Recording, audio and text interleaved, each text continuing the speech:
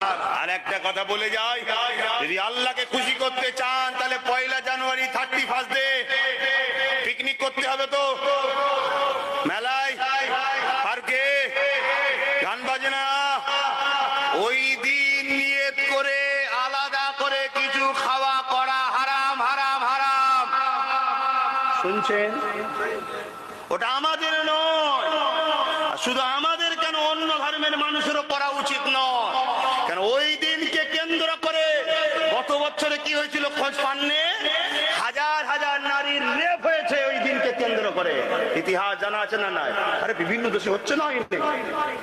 কত সতীতা নারী, হয়তো তার ইজ্জত এতদিন পবিত্র ছিল, সে অন্য ধর্মের হলো, ইজ্জত হয়তো পবিত্র ছিল, ওই দিনগুলোকে কেন্দ্র করে তারা আজকে সতীরা নষ্ট করে ফেলছে।